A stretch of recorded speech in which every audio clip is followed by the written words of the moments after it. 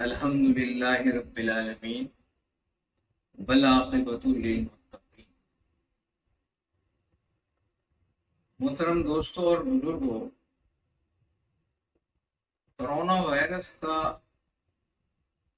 سلسلہ اور یہ وبا ابھی تک پوری دنیا میں پھیلی ہوئی ہے۔ اس لیے ضرورت ہے اس بات کی کہ ہم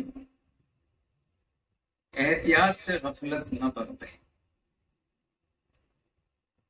جو ضروری کام ہوتے ہیں ان کو تو کرنا ہی ہوتا ہے، لیکن خواہ مخواہ بازاروں میں پٹر پیش کرنا یا خواہ مخواہ کی ملاقاتیں کرنا یا گھروں سے باہر رہ کر ادھر ادھر خواہ مخواہ کی نشست کو برخاست کرنا، یہ غلط ہے۔ اور ہمارا مذہب ہمیں یہ سکھاتا ہے کہ ہم خود بھی جئیں اور ہم دوسروں کو بھی جینے دیں۔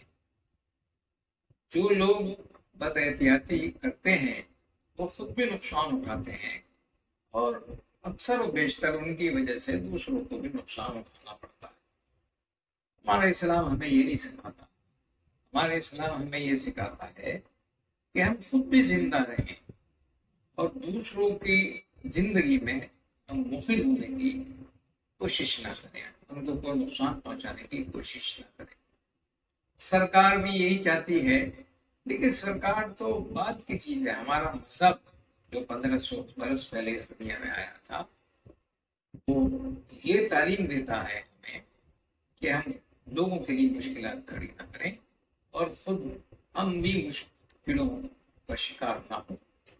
کرونا وائرس کے سلسلے میں جو علاج دنیا میں ہو رہے ہیں، ڈاکٹر کر رہے ہیں، وہ اپنی جگہ ہیں، لیکن ہم آپ کو روحانی علاج کچھ بتا رہے ہیں۔ اگر ان پر آپ دھیان دیں گے تو یقین ہے ہمیں کہ کرونا وائرس آپ کو کوئی نقصان نہیں پہنچا سکتا۔ ایک تو یہ ہے کہ صفائی ستھرائی کا خیال تو ہر مسلمان رکھتا ہے۔ جو لوگ 5 وقت کی نماز پابندی کے ساتھ پڑھتے ہیں، 5 وقت وضو کرتے ہیں، 5 وقت اپنی ناک میں پانی ڈالتے ہیں، غرارے کرتے ہیں، ناک سنکتے ہیں، اپنے ہاتھ پیر دھوتے ہیں، تو ظاہر ہے کہ اس طرح کی بیماریاں ان کو لاحق نہیں ہوتی، کیونکہ اس طرح کی بیماریاں گندگی سے بھی آتی ہیں، اور جب ہم طہارت سے اور پاکیزگی سے غافل رہتے ہیں تب بھی اس طرح کی بیماریاں ہمیں چمٹ جاتی ہیں۔ تو ایک تو 5 وقت کی جو لوگ نماز پڑھتے ہیں تو وہ تو ویسے بھی اس طرح کی وباؤں سے محفوظ رہتے ہیں۔ دوسرے اس بات کا بھی اہتمام کرنا چاہیے کہ جب وضو کریں تو کم سے کم اس وقت تک جب تک کرونا وائرس پھیلا ہوا ہے دنیا میں، تو ہمیں صابن سے ہاتھ دھونے چاہیے اور پھر وضو کرنا چاہیے، اور کھانا کھانے سے پہلے اور کھانا کھانے کے بعد بھی صابن سے ہاتھ دھونے کا اہتمام کرنا چاہیے، اور جب ہم ٹوائلٹ سے فارغ ہو کر آئیں تو تب بھی ہمیں صابن سے ہاتھ دھونے کا اہتمام کرنا چاہیے، اور ان چیزوں سے ہاتھ دھونے سے تھوڑا پرہیز کرنا چاہیے جن سے ہاتھوں میں بیماریاں پیدا ہو رہی ہیں اور ہاتھوں کو نقصان ہو رہا ہے۔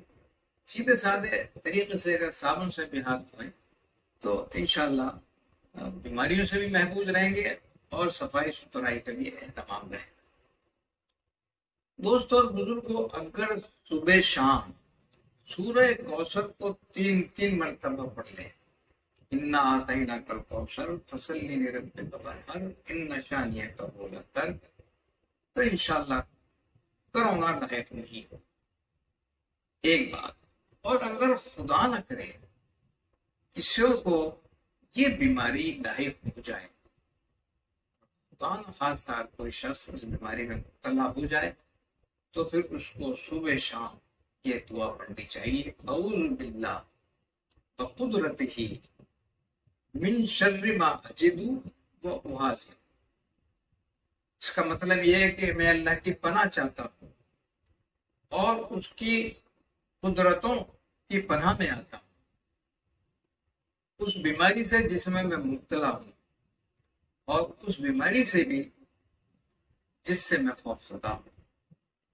اگر کوئی شخص اس دعا کو پڑھنا شروع کرے گا تو وہ بیماری جو اسے لاحق ہو گئی ہوگی اس سے اس کو نجات عطا ہو جائے۔ بسم اللہ الرحمن الرحیم کو پابندی کے ساتھ پڑھیں۔ دیکھیے، بسم اللہ پڑھنے سے فائدہ یہ ہوتا ہے کہ شیطان ہمارے ساتھ کھانے میں شریک نہیں ہوتا، کھانے میں برکتیں ہوتی ہیں، اور ہر کھانے کے اندر کچھ مضر اثرات بھی ہوتے ہیں۔ جہاں نفع بخش چیزیں ہوتی ہیں وہاں ضرر پہنچانے والی چیزیں ہوتی ہیں، لیکن اگر کوئی بسم اللہ پڑھ کر کھانا کھاتا ہے تو کھانے میں اگر کوئی نقصان دہ چیز ہوتی ہے تو وہ اثر انداز نہیں ہوتی۔ تو اس لیے بسم اللہ کے بغیر کھانا نہ کھائیں۔ آج کل کوئی بھی چیز کھائیں، صرف کھانے ہی نہیں، کوئی بھی چیز کھائیں، کوئی پھل کھائیں، کوئی جوس پئیں تو بسم اللہ ضرور پڑھ لیں۔ اور بزرگوں نے یہ فرمایا ہے اگر کھانا کھانے سے پہلے بسم اللہ پڑھنا کوئی بھول جائے تو درمیان میں یاد آ جائے تو یہ پڑھ لینا چاہیے بسم اللہ ہوا۔